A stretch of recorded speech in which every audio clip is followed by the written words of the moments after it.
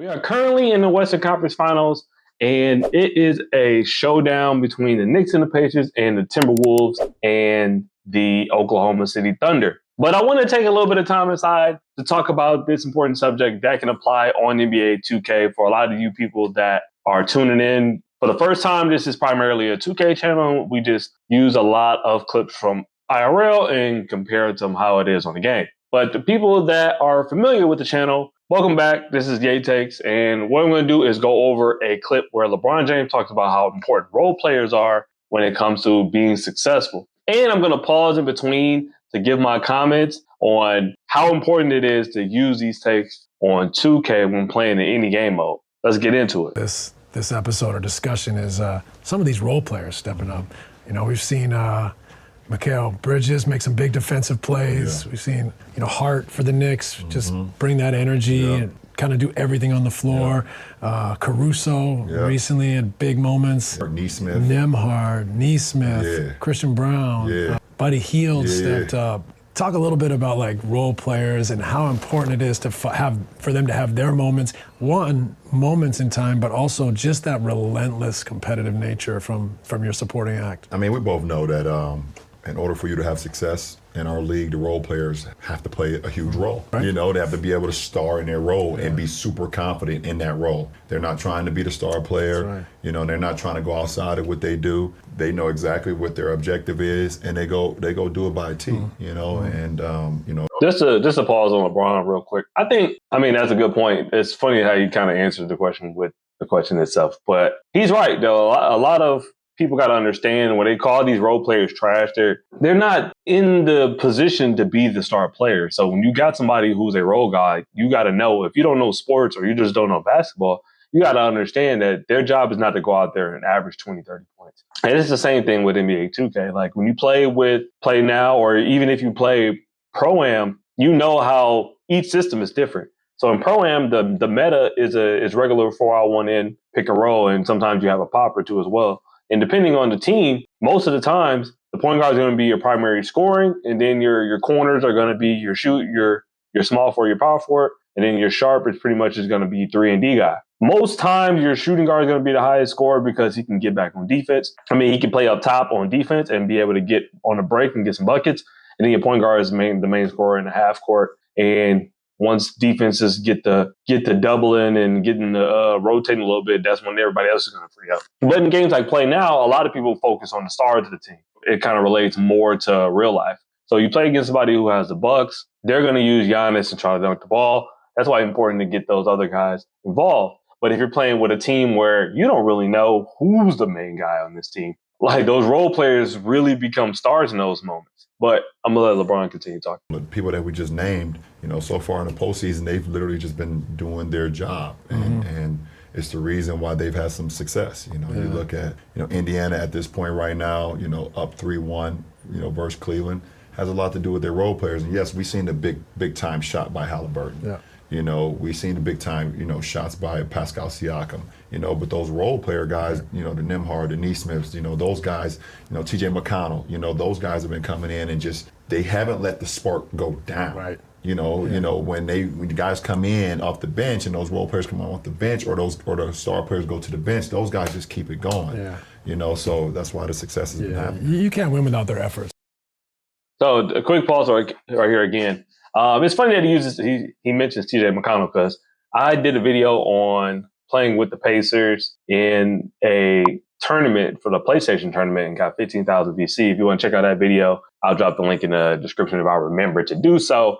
But TJ McConnell was a huge part of those wins, and he got the game ball for the entire tournament. He was probably tournament MVP in my opinion. He was coming off the bench, getting me about 10 and 6 and a couple steals, and getting a lot of key shot, hit a lot of key jumpers, and having somebody like that off the bench is really important. So that's another thing that for you guys who play 5-on-5, well, you're controlling the entire team, pretty much 1v1 quick match play now by team, any game modes. It's good to have really good guys come off the bench. So if you have somebody who can give you a quick spark off the bench, it helps so much because you're limited on stamina in those game modes. So if your bench can come in and just fight off the opposing team starters, that demoralizes them because they know, like, if I can't do anything with the bench, what am I going to do when the starters come back in? Well rested, full stand. So those are like the biggest times in games where I beat somebody and they quit because my bench is just too much to deal with. And if you played against me or even played or see me play on stream, you know how I get down with a lot of these teams with their benches. Very random players, very random teams that I use where like I just do really well with the guys on the bench. And if you are somebody who's trying to get better with those guys off the bench. Find somebody on that bench, or at least a couple guys you can put in and feel confident being able to score in big moments. No contributions, right? There's too many pockets in games. There's too many things happen. It was interesting thinking last night, what was it, game 4, OKC, Denver. There was a period where it was both benches that were carrying that game, making threes, making plays, getting stops. Especially they played Friday night, Sunday, lunchtime. Legs are tired. You need guys to step up and play, right? Absolutely. Because, you being a star player, I've had my moments as a star player. The bulk of the responsibility is going to be on us, and that's from a game plan situation, from a mindset, from holding everybody accountable to getting everybody, making sure everybody's in the right position and things of that nature. And it's taxing, especially in a postseason game. You're going to have 4 or 5 guys matched up against you from, bigger guys, taller guys, smaller guys that want to just get up underneath you, and it could be taxing. And like you said, having a Friday night game and then going to a Saturday afternoon game, less than 48 hours, that's when those role players, they come in with that energy. Maybe the guy that didn't play as much Friday night, now you give him those minutes, that Saturday afternoon, and you get that spark that you needed, the team needed. And that's what it's about. Yeah. Okay, so there's a couple of moments that I want to get off before we end this video. And I pretty much summed it up in 3 ways in order to be applicable to NBA 2K. First, starting with role players in your starting lineup, or just the role players in the game you're playing when it comes to either park or 5v5 pro-am or stage or whatever. So when it comes to big time matchups or big time games where you're playing for a lot of money, you're playing wagers, you're on the 10K court, you're playing in a UPA tournament, or even in like the 2K league, your role players are going to have to capitalize sometime down the stretch. So if you are a role player, one thing that LeBron said that is huge is to be a star in your role. One, you got to understand what is your job. You got to go into the game knowing exactly what you have to do in order to be helpful towards your squad. Now, everybody can't be Michael Jordan. Everybody can't be LeBron James. Everybody can't be the point guard. Everybody can't be the center. So if you're a lockdown, your job is to get down there and pressure the ball and make the point guard uncomfortable or ball handler uncomfortable and be able to knock down corner shots. You have to know exactly what you have to do to be successful in that role, as to get stops and hit shots. Now, if you are playing Play Now or my team or my GM or anything along those lines where you're controlling the entire team, you got to know that your star guys who are going to have the most ball usage are going to have moments where they are losing stamina. They're going to get doubled. They're going to be drops from corners. There's going to be rotations, the whole 9, right? You got to be able to know, like, one, be confident in the shooting of those players. You got to know their jump shots to be able to time them, and you got to know when to hit them on time. So I'm probably going to drop some clips here of me just hitting shots with role guys, but my record is whatever it is. I'm going to put it here in the video. I don't know it at the time of recording it, but it's like 1,000+ wins and not even 150 losses yet. And I did that because people don't really know who I'm going to capitalize with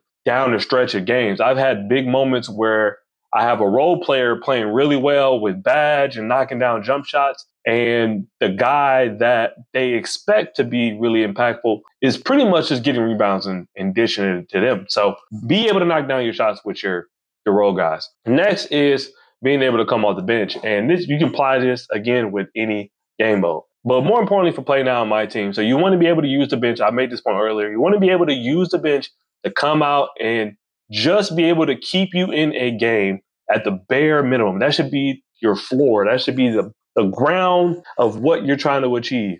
You want your bench guy just to be able to hold off the starters as long as you can to keep until the starters get enough stamina to come back in.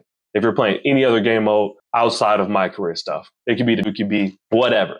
And then if you're playing my career type game modes, whether it be Park or Pro-Am, and you're on the Pro-Am team, just be ready to come in. If somebody goes down, somebody lags out, easy stuff to remember there. But this take is mainly for the Play Now, my team guys. Just have enough offensive understanding to run basic plays, basic stuff to get guys open. You want to get them in for about 2-3 minutes at a time at the floor and just be able to hold a team off. And then if you got defense, just do what you've been doing with your star guys and just make it tough on those starters, because you will get people to quit if you can score and play D with the bench. Now let me think of what the third thing was. Actually, that might be it. I thought I had 3, maybe I just had 2. I got all of my points across. If I remember, I probably won't do another video on it, but drop a comment. Let me know if there's any questions you have of what I'm saying. Am I tripping? I mean, just let me know. If you're new to the channel, go ahead and hit that like button. And subscribe to the channel. We try to get videos out here at least 3 times a week in terms of long form. I'm doing my best to get more longer videos out. Also, there's a bunch of shorts that come out. I usually do about 2 a day. Feel free to reach out on any other socials too as well. I have Twitter, Instagram, TikTok, Discord. All the links are in the description too as well. And if you want to watch this full episode, I dropped the description for Mind the Game, so you can listen to what LeBron James and Steve Nash has to say. One of my favorite podcasts when it comes to basketball. True Hoops fan, so love this kind of stuff. But that's all I got for today. Until next time, love y'all. Remember that.